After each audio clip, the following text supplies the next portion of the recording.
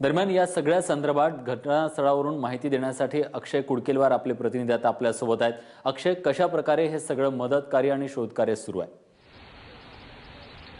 विलास, आज सकाळपासून मोठ्या प्रमाणात हे मदत कार्य हाती घेण्यात आलं होतं। मात्र सकाळी मोठ्या प्रमाणात मुसळधार पाऊस या ठिकाणी झाला, त्यामुळे नदीची पाण्याची पातळी अचानक वाढल्याने या शोधकार्यामध्ये अडथळा निर्माण झाला होता। काही तासांसाठी हे शोधकार्य थांबावं लागलं होतं।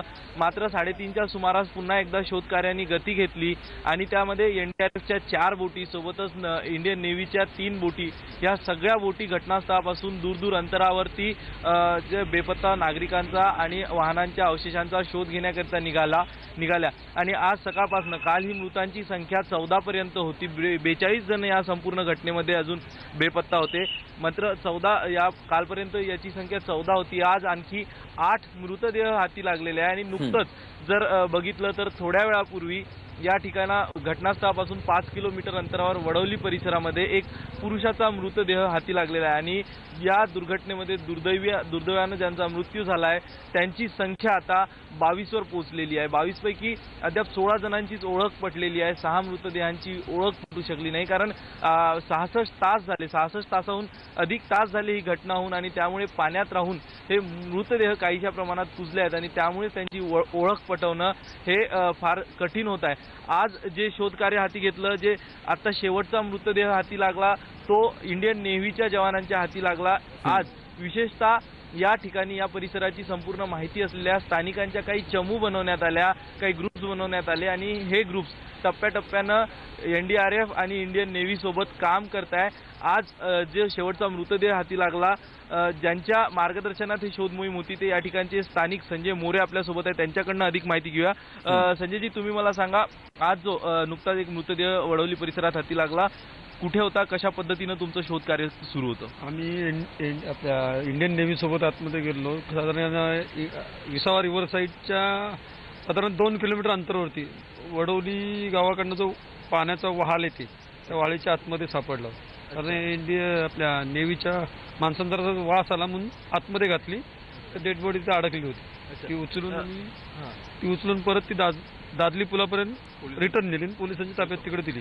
आता काहीशा प्रमाणात पाऊस ओसरलाय, सकाळी शोधकार्याला अडथळा निर्माण झाला होता, आता कशा पद्धतीने शोधकार्य सुरू आहे आणि ज्या गाड्या, ज्या 2 बस या ठिकाणी अडकल्या आहेत ते नेमक्या कुठे असण्याची शक्यता आहे? एकदम विसावा रिव्हर साईड बॅक साईडला एक तर अंदाज, दुसरा अंदाज महाड शहराच्या स्मशान आहे। अच्छा।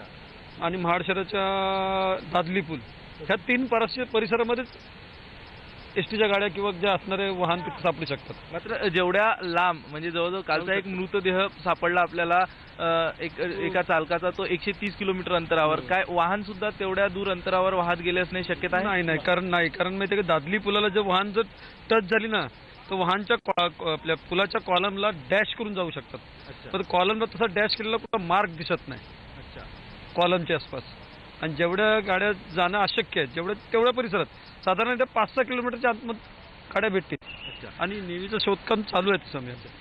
विलास, जे माहिती देण्यात येत आहे त्यानुसार म्हणजे मृतदेह जरी फार लांब वाहून गेले असले तरी मात्र ज्या गाड्या आहे त्या गाड्या एवढ्या दूर वाहून गेलेल्या नाही अशी शक्यता वर्तवण्यात येत आहे। या ठिकाणी जवळच 5 किलोमीटर अंतरावर एक दादली पूल आहे, सोबतच विसावा रिव्हर साईडच्या मागच्या बाजूला मोठ्या प्रमाणात एक भोरा आणि गड्डा या सगळ्या नदीमध्ये आहे। सोबतच जे महाडचं स्मशान आहे त्या ठिकाणी सुद्धा मोठ्या प्रमाणात दरी सदृश्य जागा आहे आणि त्या ठिकाणी ही वाहनं म्हणजे गाळामध्ये अडकली असण्याची शक्यता वर्तवली जात आहे। पुढील शोधकार्य सुरू आहे।